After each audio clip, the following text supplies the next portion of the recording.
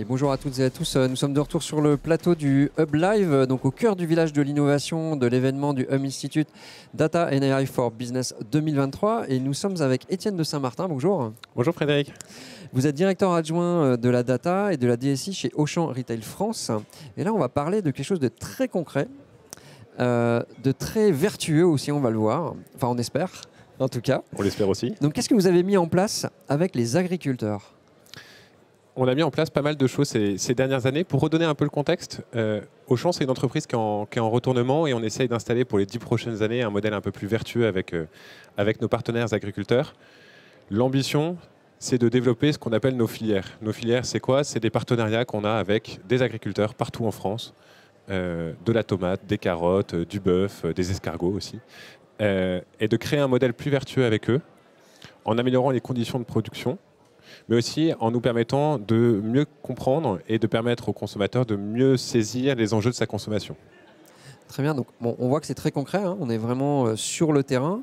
Alors, quelles sont les vertus pour l'agriculteur, donc dans ce que vous avez mis en place? Qu'est-ce que vous avez mis en place exactement d'ailleurs, hein? Parce que là, on parle de data quand même. Hein.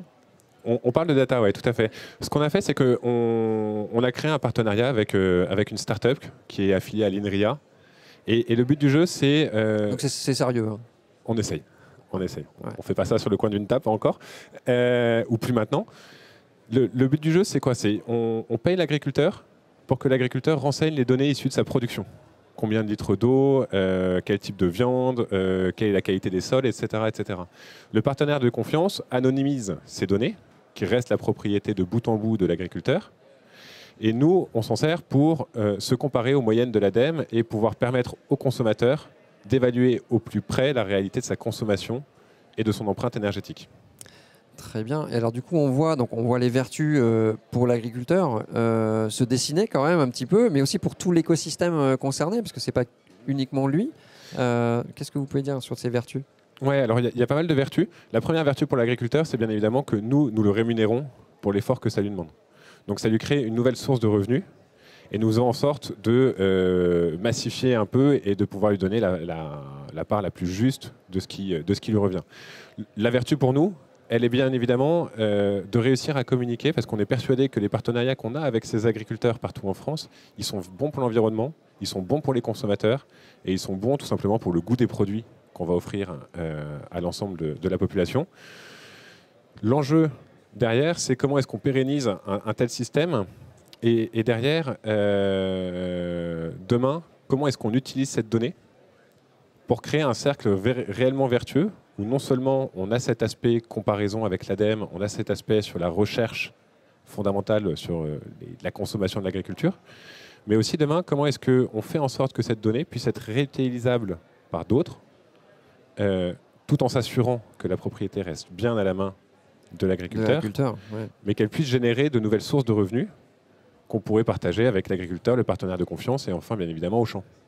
Très bien. Donc, bon, on voit que dans votre modèle, on voit à qui va la donnée collectée. Mais du coup, est-ce que vous pouvez développer un petit peu sur justement cette propriété de la donnée? Parce que ça, pour convaincre des agriculteurs aussi de rentrer dans ce système-là, dans cet échange, dans ce partage de données, qu'est-ce que vous pouvez leur dire? Alors nous, ce qu'on leur dit aujourd'hui, c'est que bien évidemment, de bout en bout, quel que soit l'usage de la donnée, ils en resteront propriétaires. Et propriétaires, ça veut dire qu'ils maîtriseront à chaque instant ce qui est fait de leurs données. Le premier niveau, c'est bien évidemment de s'assurer que jamais, à partir d'une donnée, on puisse remonter à un agriculteur. Donc c'est l'anonymisation. Le deuxième effet, c'est de s'assurer que l'agriculteur, si demain on est amené à proposer cette donnée à un autre partenaire en dehors de l'écosystème classique, que l'agriculteur puisse donner son consentement à la revente de cette donnée. Très bien. Et puis ils peuvent donner au coup par coup. Enfin voilà, c'est souple et voilà, c'est vraiment la liberté. Vous voulez ajouter quelque chose? Non, un grand merci pour cette interview. Ben, merci à vous d'être venu nous passer nous voir sur le plateau du Hub Live. Donc, chers internautes, merci Étienne de Saint-Martin. À bientôt. Merci Frédéric. Bonne continuation. Et chers internautes, donc on se retrouve cet après-midi vers 14h30, 15h pour un nouveau live sur ce plateau, donc du Hub Live, en direct sur LinkedIn, donc au cœur de Data and AI for Business 2023.